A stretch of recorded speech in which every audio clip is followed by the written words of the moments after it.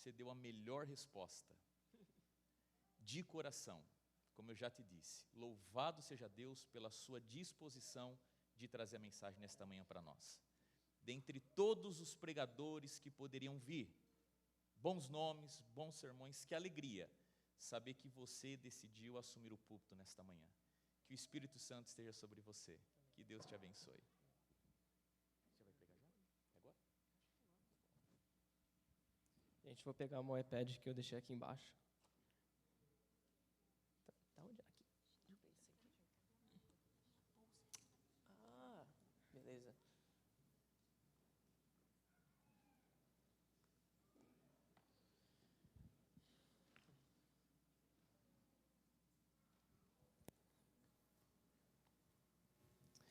Só para dar a introdução, eu iria pregar a respeito do tema principal, que é desse ano, do Anunciando nas Cidades. E eu vou estar pregando ainda a respeito disso. Mas o que eu vou estar fazendo é, ao invés de seguir exatamente o sermonete que eles prepararam, eu dei umas modificadas, porque eu acho que vou trazer um assunto que é especial, que estava tocando no meu coração, que eu percebi que Deus ele queria passar para vocês. Então, vamos orar antes de eu começar de novo. Querido Pai que estás nos céus, que as pessoas aqui hoje saiam inspiradas e saiam prontas, aprendendo mais sobre o Teu amor e aprendendo mais sobre servir a Ti, apesar de tudo. Seja com cada um de nós, em nome de Jesus, amém. Bom, dando um resumo do que eu vou estar falando, para vocês não ficarem pegos de surpresa.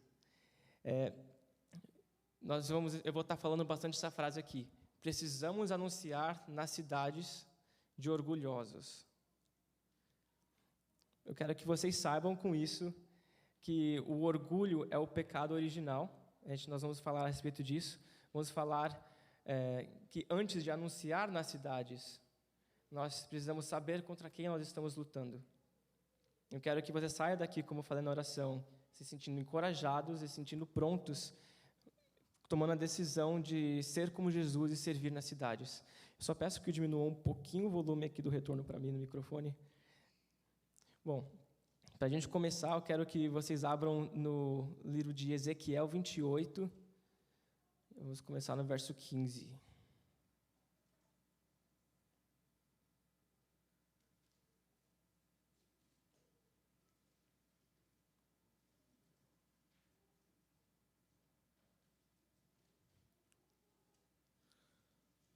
Diz assim: Você era inculpável em seus caminhos desde o dia em que foi criado, até que se achou maldade em você. E pulando para o 17, seu coração tornou-se orgulhoso por causa da sua beleza, e você corrompeu a sua sabedoria por causa do seu esplendor. Por isso eu o atirei à terra, fiz de você um espetáculo para os reis. Eu me sinto mal porque eu vou pedir para vocês procurarem um verso daqui a pouco. A gente vai estar estudando aqui no começo, vamos estar lendo sobre Satanás. E sobre, não Satanás, mas Lúcifer, né, quando ele estava no céu. Lúcifer, ele era um anjo perfeito. Ele era um anjo que era considerado o top de linha lá. A gente conhece o Gabriel, acho que o Gabriel chegou em segundo colocado depois que aconteceu no céu. Mas Lúcifer era o maior anjo ali que poderia existir. E o que aconteceu? Lúcifer, ele foi o primeiro anjo, o primeiro ser, o primeiro ser que Deus criou, que pecou, que saiu dos caminhos de Deus. Mas qual que foi o pecado que ele cometeu exatamente? A gente lê na Bíblia que foi o orgulho, foi se colocar acima de Deus, ou no mesmo patamar acima de Deus. Vamos abrir em Isaías 14, a Bíblia em Isaías 14, verso 12 a 14.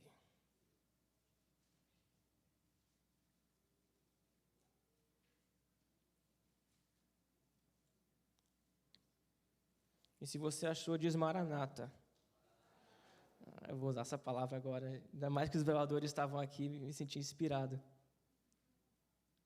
Bom, verso 12. Como você caiu dos céus, ó estrela da manhã, filho da alvorada. Como foi atirado à terra, você que derrubava as nações. Você que dizia no seu coração, subirei aos céus, erguerei o meu trono acima das estrelas de Deus. Eu me assentarei no monte da Assembleia, no ponto mais elevado do Monte Santo. Subirei mais alto que as mais altas nuvens, serei como o Altíssimo. É interessante que, como esse foi o primeiro motivacional de Satanás a se distanciar de Deus, a gente percebe também na Bíblia que todos os pecados eles se voltam para esse pecado inicial, que é você se colocar acima de Deus, você ter o orgulho próprio. Quando a gente vai para Gênesis 3, qual que é a história? Eu até pedi para a gente abrir de novo. Eu estou parecendo o pastor César, que veio aqui há umas semanas atrás. Era texto após texto. Mas eu vou esperar vocês. Hein? Vamos abrir em Gênesis 3. Vamos ler a história ali sobre Eva, quando ela se encontra com a serpente. E eu quero que vocês prestem atenção bastante nas palavras que são usadas. Cadê?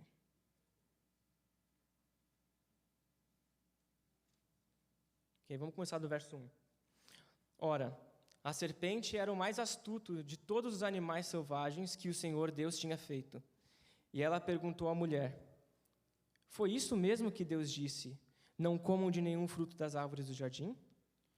Respondeu a mulher à serpente, podemos comer do fruto das árvores do jardim. Mas Deus disse, não comam do fruto da árvore que está no meio do jardim, nem toquem nele, do contrário, vocês morrerão. Disse a serpente à mulher, certamente não morrerão. Deus sabe que, no dia em que dele comerem, seus olhos se abrirão, e vocês, como Deus, serão conhecedores do bem e do mal. Já percebe que Satanás ele estava realmente falando sobre se colocar no lugar de Deus? Era essa a primeira tentação. E vamos continuar aqui, que é o próximo verso que eu queria chegar. Quando a mulher viu que a árvore parecia agradável ao paladar, era atraente aos olhos e, além disso, desejável para dela se obter discernimento, tomou do seu fruto, comeu e o deu a seu marido, que comeu também. Vamos parar por aqui. Vocês pegaram exatamente a palavra que foi usada aqui? Uma coisa que não é muito percebida. Eu não sabia disso até um tempo atrás. Vou ler de novo. Quando a mulher viu que a árvore parecia agradável ao paladar.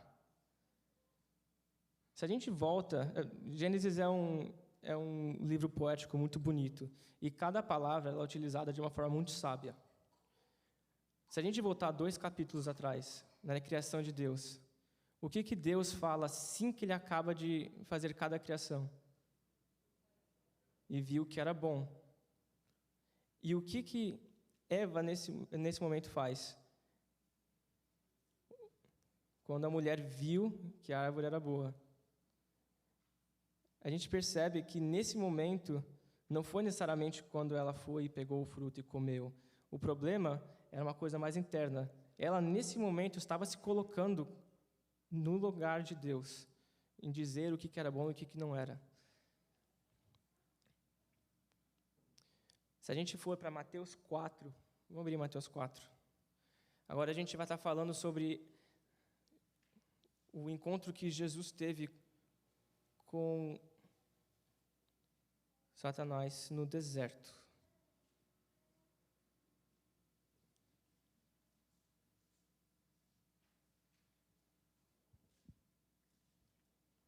Então, do verso 1. Então Jesus foi levado pelo Espírito ao deserto para ser tentado pelo diabo. Depois de jejuar 40 dias e 40 noites, teve fome. O tentador aproximou-se dele e disse, se és filho de Deus, manda que estas pedras se transformem em pães. Alguém pegou de novo a palavra-chave aqui? O que ele fala no começo? O que Satanás fala no começo? Se és o Filho de Deus. Se. Nesse momento ele está testando de novo, não necessariamente que Jesus ele tinha fome. Ah, você está com fome?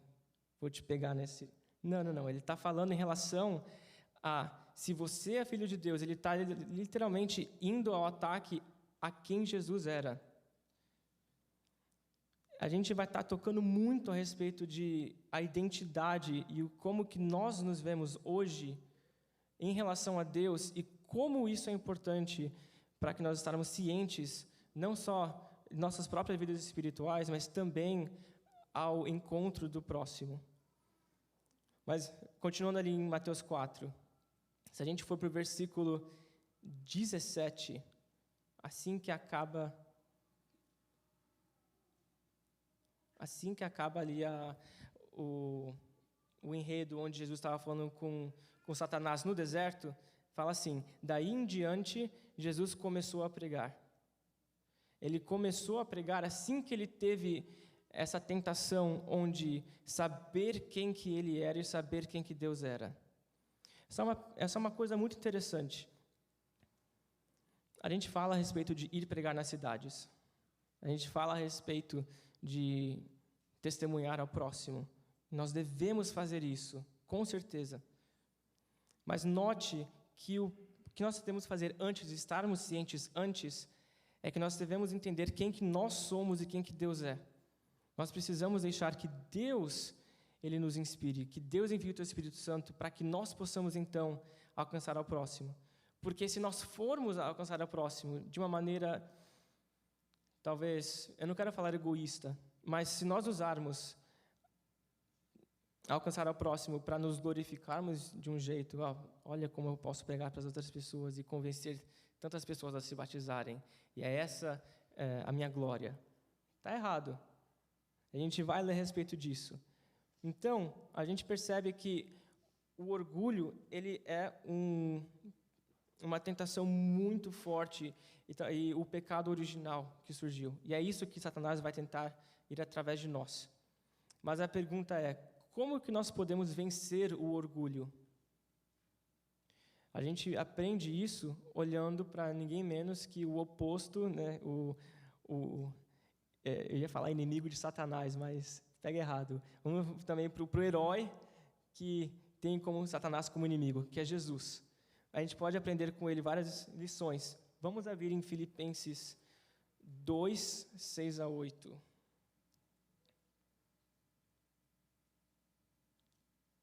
Filipenses 2, 6 a 8. Na verdade, começar até no verso 5. Seja a atitude de vocês a mesma de Cristo Jesus, que, embora sendo Deus, não considerou o ser igual a Deus era algo a que devia apegar-se, mas esvaziou-se a si mesmo, vindo a ser servo, tornando-se semelhante ao homem. A gente percebe que o melhor exemplo para como que nós podemos viver hoje é Jesus. E se Jesus era 100% Deus e 100% homem, ele tinha consciência disso, a gente tem muito a aprender com o exemplo dele. Como que Jesus lidava com orgulho alheio, quando as pessoas ao redor dele demonstravam orgulho? Vamos para Lucas 24. Falei que eu ia testar vocês e ver quão rápido vocês achavam os livros da Bíblia. Gente, eu tenho a vantagem que eu estou com o iPad aqui, porque se eu tivesse com a minha Bíblia, ainda mais com uma mão só, essa é difícil. Lucas 24. Aqui exatamente...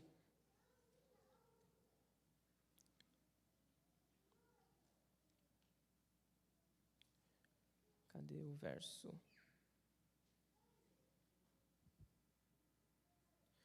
Gente, eu acho que eu coloquei o verso errado, mas tudo bem, eu vou falar a história principal mesmo.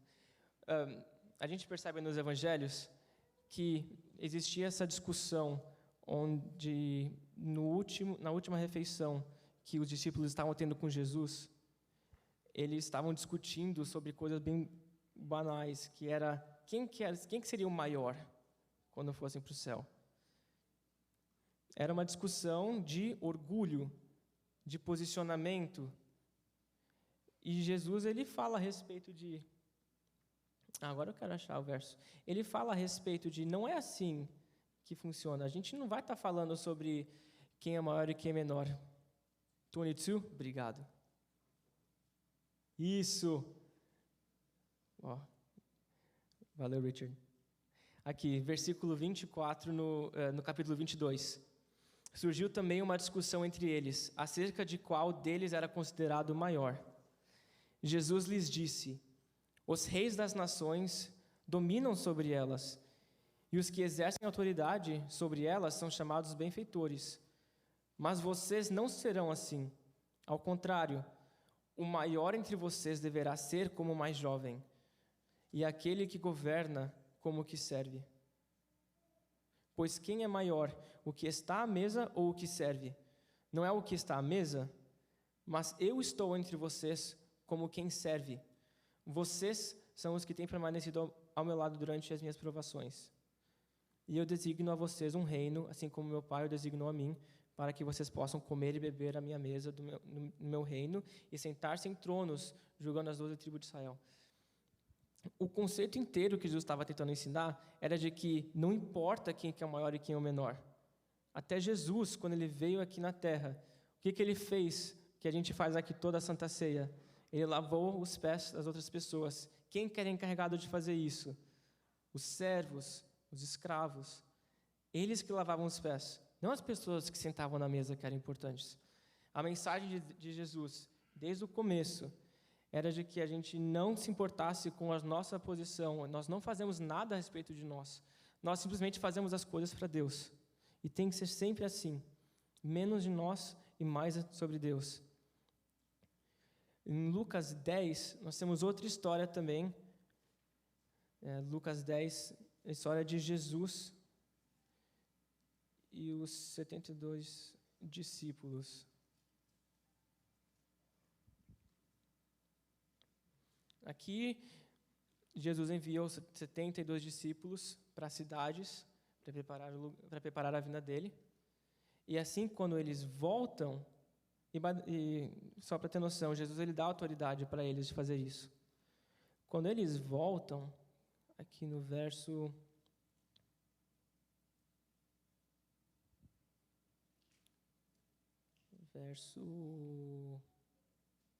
Aqui, 17. Os 72 voltaram alegres e disseram: Senhor, até os demônios se submetem a nós em teu nome. Ele respondeu: Eu vi Satanás caindo do céu como relâmpago. Eu dei a vocês autoridade para pisarem sobre cobras e escorpiões e sobre todo o poder do inimigo. Nada lhes fará dano. Contudo, alegrem-se, não porque os espíritos se submetem a vocês, mas porque seus nomes estão escritos nos céus. Mais um exemplo de como que nós devemos viver a respeito das coisas que nós fazemos. Não é apenas por nós, mas é para glorificar a Deus. Ok. Mas, e as cidades? O que tem a ver com o tema de anunciando as cidades? Qual que é o maior pecado? De novo, voltando, qual que é o pecado original que Satanás cometeu no céu e que ele tenta hoje nós, de uma forma muito discreta, mas bem poderosa? O orgulho. Nós precisamos entender, o maior pecado das cidades é o orgulho. E uma coisa interessante, o tema principal agora do Jovem Adventista é anunciando as cidades. Por quê? Porque as cidades se passaram simplesmente a ser esquecidas. Esquecidas como? Nós sabemos como que o mundo está hoje. O mundo está caótico, ele está cada vez mais distante de Deus. E a gente tende a ver esses com olhos diferentes para as cidades, especialmente downtown, né? O pessoal da faculdade, a gente sabe que a gente vira e mexe e vai lá para downtown Silver Spring, para de repente fazer algumas compras ou assistir um filme. E a gente percebe ao caminhar que tem muitas pessoas que estão vazias ali, correndo atrás de vento. E a gente acaba se esquecendo, por que eles estão fazendo isso? Às vezes a gente vê um pregador, isso acontece lá às vezes, um pregador, normalmente parece que é imigrante o pregador, outra observação interessante. Ele fica pregando a respeito de se arrependam, sejam salvos, deem sua vida a Deus. Mas para que vai fazer isso naquele lugar?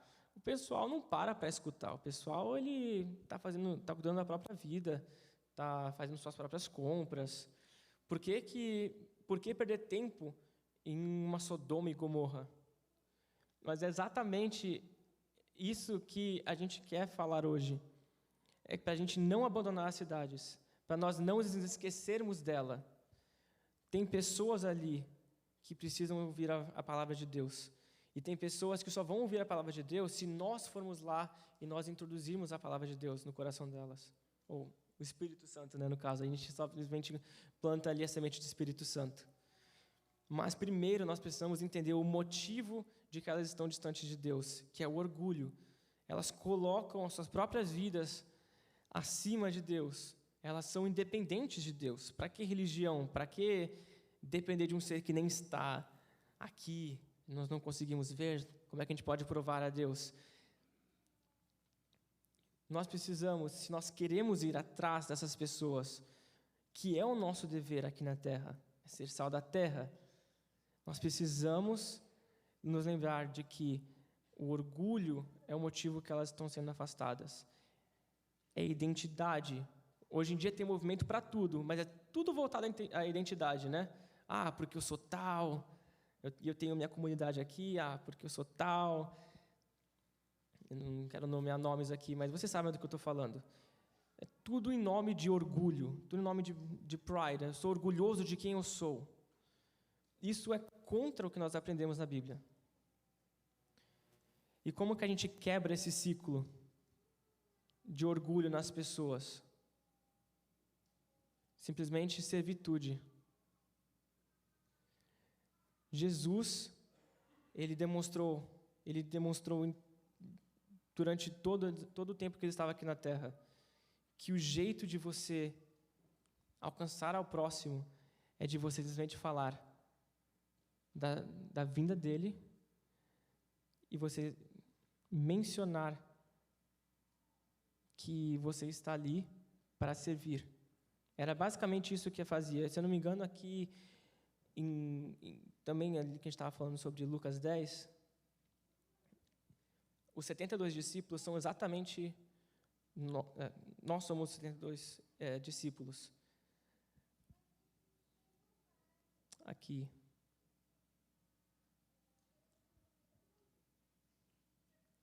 Vão, esse versículo 3, vão, eu os estou enviando como cordeiros entre lobos. Não levem bolsa, nem saco de viagem, nem sandálias, e não saúdem ninguém pelo caminho.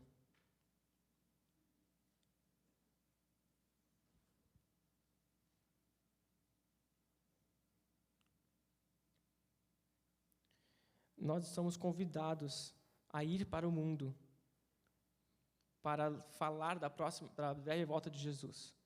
Maranata, é isso que nós estamos fazendo. É esse o nosso objetivo. Quando nós estamos pensando nas cidades, tem muitas pessoas tão desesperadas que elas estão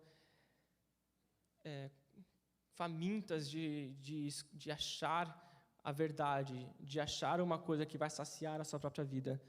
Mas muitas delas não conhecem, ou muitas delas nunca pararam para pensar, ou só estão esperando apenas uma pessoa de chegar e falar para elas a verdade, que Jesus está vindo logo.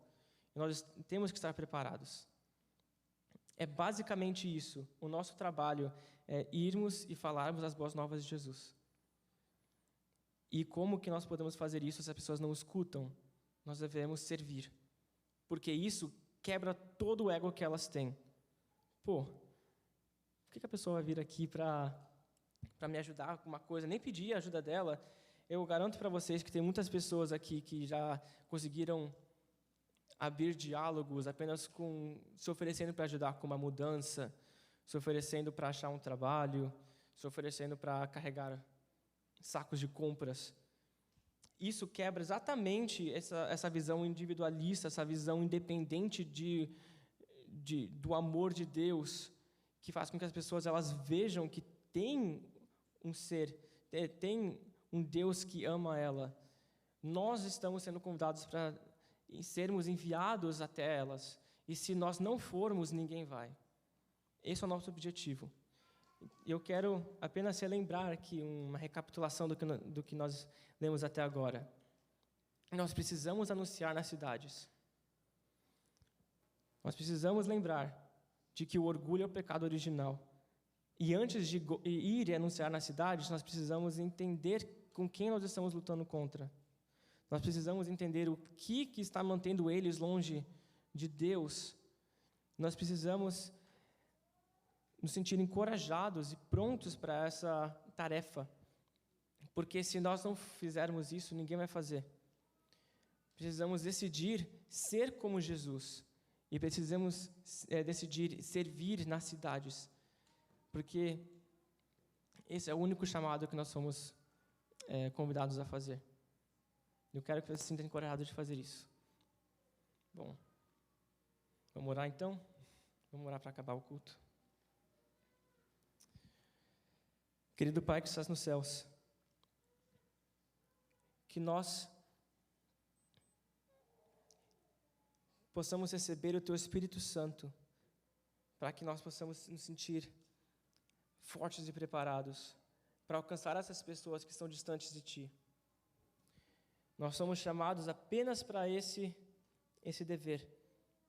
Nós precisamos representá-lo onde nós formos e irmos aonde ninguém irá, sendo em outros países onde as pessoas estão passando por dificuldades tremendas, ou sendo no nosso neighborhood, nossa vizinhança, na nossa cidade, no nosso downtown, onde tudo é uma correria. Nós precisamos que alguma coisa quebre o status quo que elas estão vivendo e que elas possam focar e ver o Teu amor e que esse Teu amor seja tão claro através de nós, que nós possamos não viver para nos glorificarmos das maravilhas que o Senhor fará através de nós, mas que nós façamos isso de boa vontade, porque o Senhor nos ofereceu a Tua salvação. E nós queremos estender isso para as outras pessoas que ainda não saibam ou que estão lutando com tudo que elas têm para evitar de se doar para essa verdade. Pedimos discernimento, pedimos sabedoria.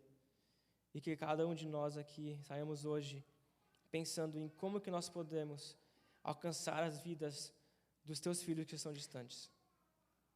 Te amamos imensamente. É isso que pedimos e agradecemos, Senhor. Em nome de Jesus, amém.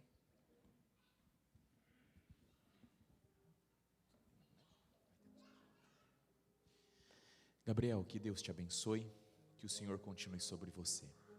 Nós vamos agora nos colocar em pé para junto cantarmos a nossa música de despedida. A todos vocês, o nosso muito obrigado por estarem aqui. Um bom, feliz e abençoado sábado.